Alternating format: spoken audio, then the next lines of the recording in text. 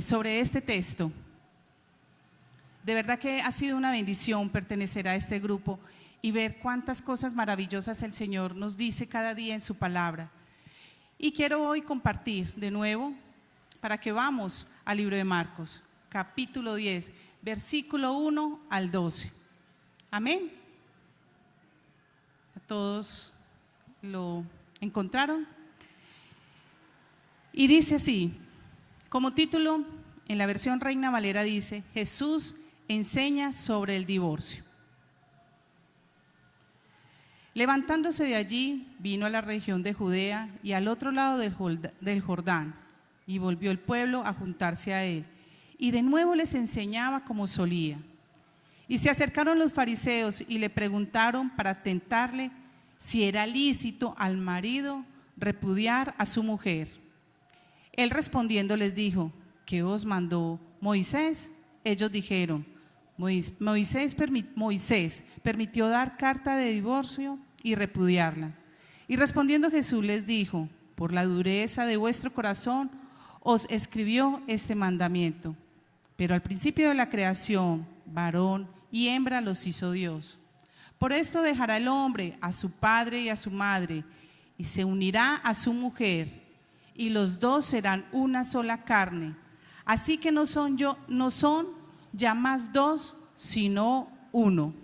Por tanto, lo que Dios juntó, no lo separe el hombre. En casa volvieron los discípulos a preguntarle de lo mismo, y les dijo: cualquiera que repudia a su mujer y se casa con otra, comete adulterio contra ella. Y si la mujer repudia a su marido y se casa con otro, comete adulterio. Amén. Bueno, como título a la predicación de esta noche, lo que Dios juntó. Si observamos en el capítulo anterior, en el capítulo 9, vemos que Jesús se encontraba en Galilea y hace un recorrido bastante grande hasta Jerusalén, y siempre su propósito era enseñar. La intención siempre de los fariseos en los diferentes lugares era confrontar al Señor, y eso lo vemos también en los capítulos anteriores, en el capítulo 3, en el capítulo 9, en el capítulo 10 y en el capítulo 12. Y vemos en este momento con la pregunta que le hacen los fariseos al Señor, que si era lícito repudiar a su mujer. La intención de los fariseos era crear un conflicto y buscar cómo atrapar al Señor en sus palabras. Y con esa pregunta, esa era la intención, hacer un conflicto en ese momento.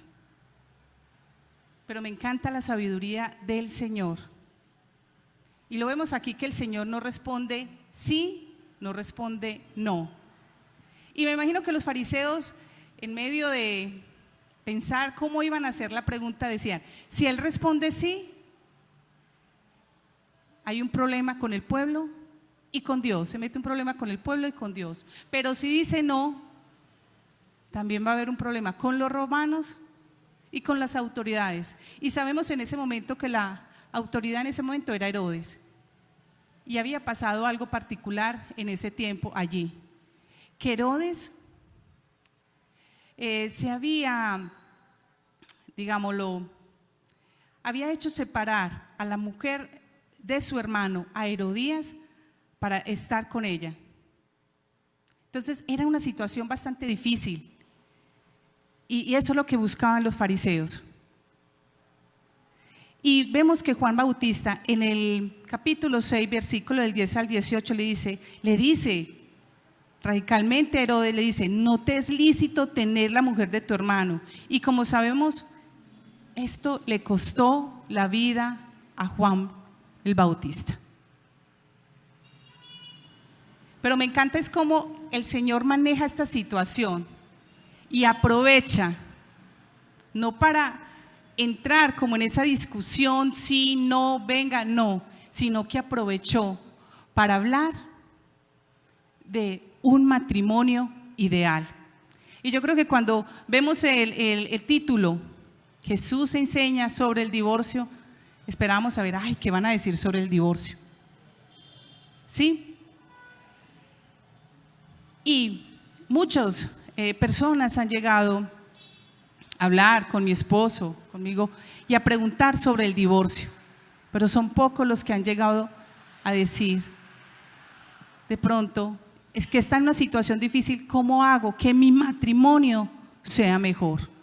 Muchas veces ya pensamos sobre la solución, no sé si más rápida o que creen que es la más oportuna, y hablan sobre el divorcio. Pero basado en este pasaje, quiero resaltar 3 asuntos, y en primera medida quiero hablar de la realidad humana. Y lo vemos en los versículos del 1 al 5 que dice, levantándose de allí, vino a la región de Judea y al otro lado del Jordán, y volvió el pueblo a juntarse a él, y de nuevo les enseñaba como solía. Y se acercaron los fariseos y le preguntaron para tentarle si era lícito al marido repudiar a su mujer. Él respondiendo les dijo, ¿qué os mandó Moisés? Ellos dijeron, Moisés permitió dar carta de divorcio y repudiarla. Y respondiendo Jesús le dijo, por la dureza de vuestro corazón escribió este mandamiento. Observamos que para el hombre, y en esta situación que vemos acá, cualquier cosa era motivo de divorcio. Y la intención muchas veces en este pasaje observamos que la intención de los fariseos de pronto para el matrimonio era algo legal y de pronto algo económico también, y eso esperaban ellos, esa era la intención de ellos. Entonces para ellos eso es lo que buscaban, algo para divorciarse. Y se dicen que en ese tiempo algo para decir que era algo, un asunto para dar el divorcio era de pronto que no cocinaban como a ellos les agradaba, o de pronto no organizaban las cosas como ellos querían, o de pronto salían y no le decían. Cualquier causal de divorcio para ellos era eso. Otra de la realidad del hombre es que se excusaban con la ley, y es cómo justifican el pecado interpretando mal la palabra de Dios. Y eso de pronto en este momento lo hacen muchas personas, lo hacen muchos grupos que utilizan la palabra para justificar el pecado. Y muchas veces se hacen oídos sordos para no escuchar lo que sí verdaderamente deben de escuchar. Tal vez ellos solo querían escuchar lo que ellos creían o que ellos daban por cierto, o aquello que se ajusta a sus gustos o creencias. Eso es lo que querían ellos escuchar. Y en el Salmo 17:10 dice, han cerrado su insensible corazón, hablan arrogantemente con su boca. Y otra de la realidad humana es que no se daban cuenta de que su corazón se había endurecido. Un corazón endurecido es uno que ha determinado en resistirse, rebelarse a obedecer la palabra de Dios. Es imposible conmoverlo, está inmune a las convicciones y advertencias del Espíritu Santo. Y eso lo observamos con muchas personas que ponen una barrera en su mente, en su corazón, y no aceptar lo que la palabra, lo que el Espíritu Santo les está diciendo. Han endurecido su corazón de una forma que no quieren entender y se aferran a eso, a ese pensamiento. La segunda cosa que observo es que Dios tiene un ideal. Y lo vemos en los versículos de 6 a 9. Para Jesús, el matrimonio es un asunto espiritual. Para los fariseos era un asunto legal, pero para Jesús es un asunto espiritual. Y el matrimonio tiene unos mandatos. Y uno de los mandatos que él habla aquí es que el hombre se va a unir a su mujer, unirse a su mujer. Vemos cómo aquí la relación toma una prioridad. Incluso esa prioridad también sobre los padres, porque vamos al versículo 6, pero al principio de la creación, varón y hembra los hizo Dios. Por esto dejará el hombre a su padre y a su madre y se unirá a su mujer, y los dos serán una sola carne. Así que no son ya más dos, sino uno. Por tanto, lo que Dios juntó, no lo separe el hombre. Esto es una relación que tiene una prioridad. Y aunque nosotros como padres nos duela, pero sí, nuestros hijos, no es de abandonarnos, es de dejar, de separar, para formar ellos su hogar, ellos dos. Esto implica un reconocimiento público de que ellos dos se están uniendo, y forma parte también de la consumación de la relación sexual. Otro de los mandatos que habla aquí el Señor es una sola carne. Ya antes eran dos, ya ahora son uno. Y llegan a ser una relación que no se puede dividir, ¿sí? Porque llegan a unirse. Y como dice, ya no son más dos, sino uno. El hecho de que sea una sola carne no radica especialmente en la parte física, en las relaciones sexuales. También implica en la parte espiritual, intelectual, moral, emocional y social. Pero hoy vemos muchas veces en las relaciones que no dejan a sus amigos cuando eran solteros, ¿sí? Que de pronto sus reuniones sociales no cambian, continúan con sus reuniones que tenían antes.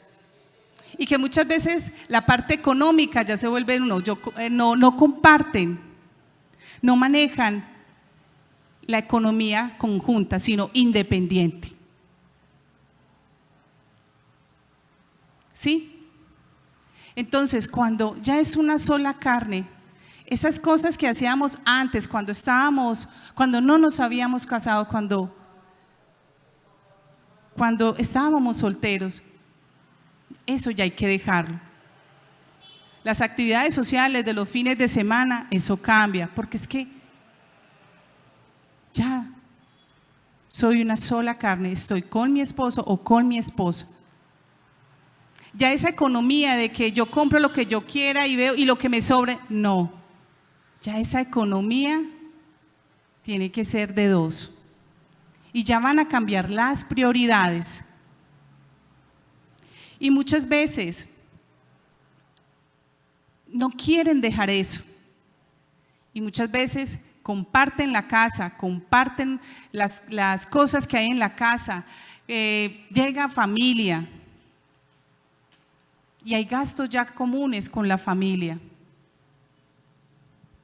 Pero el modelo bíblico dice, dejará el hombre a su padre y a su madre, no abandonarlos, los dejará para formar un hogar. Y recordemos que las relaciones muchas veces se vuelven frágiles. Y cuando no comprendemos esto, posiblemente puede llegar la separación, y eso es lo que el Señor no quiere. Y otro de los mandatos es que nadie los separe. Y me encanta porque es que el Señor terminó con la conclusión lógica. Por tanto, lo que Dios juntó no lo separe el hombre.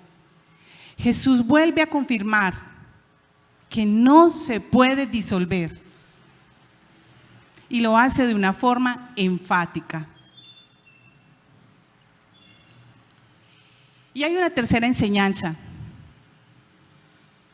Y lo vemos en los versículos del 10 al 12 que dice: por tanto, lo que Dios juntó no lo separe el hombre. El 10. En casa volvieron los discípulos a preguntarle de lo mismo y les dijo: cualquiera que repudie a su mujer y se case con otra, comete adulterio contra ella. Y si la mujer repudia a su marido y se casa con otro, comete adulterio. La base del matrimonio. Y veo dos características especiales: fidelidad. Y fidelidad significa firmeza y confianza en los afectos, ideas y obligaciones, y en el cumplimiento de los compromisos establecidos. Confianza, esta se basa en la fe que se tiene a una o varias personas del entorno personal. Quiero irme a Mateo 19:9, y en esta versión de la palabra de Dios para todos dice: entonces les dijo que el que se divorcia de su esposa y se casa con otra, comete adulterio. La única razón para que un hombre se divorcie y se case de nuevo es que si su esposa o esposo le ha practicado inmoralidad sexual. Y aquí está hablando de un tema muy delicado, y es el adulterio. Y vemos acá que algo que rompe, separa a un matrimonio es el adulterio,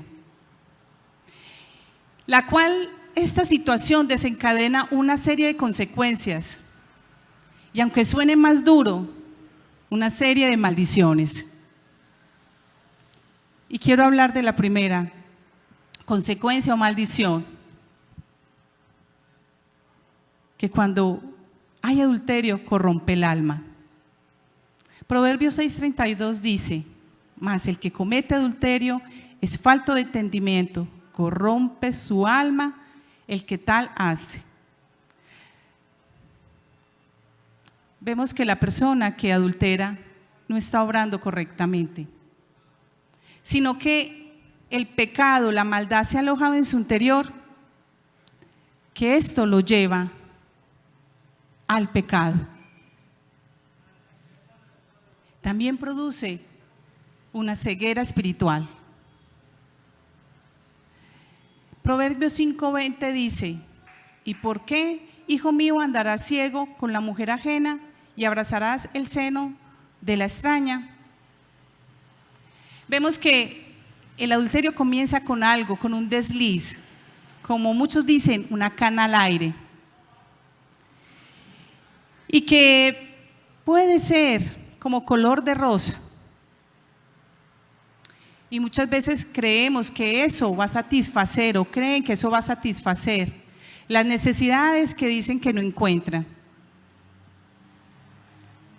Pero no obstante, este pecado lo enceguece de una forma que lo impide ver el grave error en el que se encuentra. Veamos que la persona termina perdiendo. Pierde su confianza, le da vergüenza y hasta pierde su familia. Cómo esta ceguera espiritual lo lleva a no darse cuenta de lo que está pasando y no le importa perder hasta su familia. Y cómo esto lo envuelve de una forma, cómo el pecado lo envuelve, que no se da cuenta. Muchas veces seamos prudentes, pidámosle al Señor que nos proteja. Muchas veces alguien le dice pronto a la mujer algo que de pronto su esposo no le había dicho, pero le llama la atención, y esas cositas de que deme el número de celular para llamarla y solamente saludarla, no. El hombre, porque una mujer de pronto también le dijo algo que de pronto su esposa hacía días no le decía, y también le dice, no, deme el número de celular, es que usted es una persona muy interesante para llamarlo, para saludar, simplemente para saludarlo. No le demos cabida al enemigo. Pidamos al Señor ese carácter y esa sabiduría de decir no, porque eso es un desliz que se va metiendo de una forma tan sutil que después, cuando estamos bien metidos, ya no hay forma de desbaratar. Otra de las maldiciones que puede suceder es que se pierde, que sucede es que se pierden las bendiciones de la familia.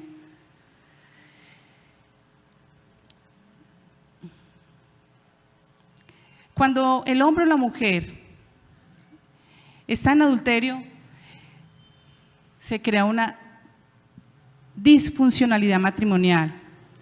¿Por qué? Porque el tiempo que se empleaba para pasarlo como pareja ya no se va a utilizar el mismo tiempo. El tiempo que utilizaba para pasar con sus hijos ya no se va a utilizar el mismo tiempo o la calidad del tiempo.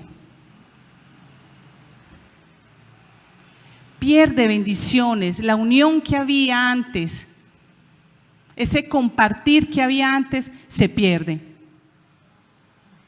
También se pierde la economía, porque muchas veces, como hay esa ceguera espiritual, se dejan envolver de una cosa que resultan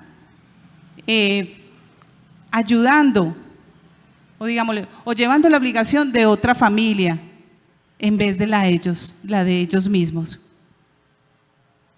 Se dejan envolver de una forma que esa parte también de la economía se ve afectada. Y muchas veces terminan criando hijos ajenos, formando ya otras familias disfuncionales. Y otra de las maldiciones es que sabemos que el pecado, el adulterio este pecado se convierte en dolor y amargura. Muchas de las personas que han experimentado el adulterio saben que deja como resultado una terrible sensación de vergüenza. Además, daños irreparables en la familia. Que la persona que está sufriera ella sola, bueno, pero es que también sufren las personas que están a su alrededor. Proverbios 22:14 dice: los besos de la mujer infiel son una trampa sin fondo. Dios no deja sin castigo a los que se enredan con ella. Viene la amargura y el dolor. Y esto es lo que pasa cuando permitimos esto. Y por último, perdemos todo. Nadie deja un cónyuge por algo mejor, sino por alguien más fácil. Muchas veces el comienzo de la infidelidad es el deseo por llenar un vacío que según su propio esposo o esposa no es capaz de llenar. Sin embargo, los escenarios más tristes que lleva a esto es que se pierde todo, se pierde la familia, pierde esa comunión con el Señor. Muchas veces también pierden los amigos que habían en común, pierden la unión que había entre esas dos familias porque de pronto se presentan diferencias. Y quiero terminar con esto. El amor siempre será eso, una decisión. No hay amor que se acabe. Lo que realmente se acaba es el deseo de seguir intentando. Esta noche quería hablarles sobre lo que Jesús quería enseñar. No era sobre el divorcio, Él quería hacer énfasis sobre el matrimonio, sobre los pasos que Él habla de un buen matrimonio y sobre lo que lleva cuando hay esa separación. Y en este pasaje vemos por el adulterio. Señor, en esta noche yo quiero darte muchas gracias por bendecirnos con tu palabra, por mostrarnos, Señor, las cosas más maravillosas que es el matrimonio. Sabemos que para muchos, Padre Celestial, dicen que el matrimonio es una carga, que de pronto no han sabido disfrutar de esta relación. Pero te ruego, Padre Celestial, que seas tú tomando el control de todas aquellas personas, de todas aquellas parejas que están pasando por situación difícil, que se puede lograr restaurar su matrimonio y que la base principal seas tú. Señor, yo te ruego por aquellos hombres o mujeres, Señor, que de pronto puedan caer en un desliz. Llénalos de tu presencia, Padre Celestial. Protégelos, Padre bondadoso. Y te ruego, Padre Celestial, que cada pareja, Señor, busque de ti. Busque ayuda cuando sientan que algo pasa en su relación, que no están solos, que contigo todo es posible, que contigo hay restauración, que contigo hay amor, que contigo hay todo. Padre Celestial, en esta noche yo quiero entregarte todas aquellas familias que están pasando, Señor, por una situación de divorcio, Padre Celestial. Te ruego que seas tú tomando el control de todo esto, de aquellos esposos, aquellas esposas que están sufriendo, aquellos hijos, Señor, que no quieren ver que sus papás se separen. Te ruego que restaures, Señor, vidas, restaures familias, restaures corazones, restaure pensamientos. Señor, que tú diste un mandato, que tú diste tu palabra, que busquemos en tu palabra, Señor, la respuesta a todo. Ayúdanos cada día, Señor, a conocerte cada día más. Ayúdanos, Señor, a buscarte, a deleitarnos en tu presencia y a tener esos matrimonios que tú hablas en la palabra, Señor, esos matrimonios felices, esos matrimonios, Señor, que tú quieres que continúen. Señor, gracias, y te doy gracias por cada una de las personas, de los hermanos que aquí se encuentran, de aquellos que nos están escuchando por las redes sociales. Señor, si hay algo que los entristezca, si hay algo que hay un dolor interno, que seas tú restaurando todo aquello y renueva las fuerzas, Padre Celestial. Yo te doy gracias por esta noche, por tu palabra, que ha sido de bendición. En el nombre poderoso de nuestro Señor Jesucristo. Amén y amén.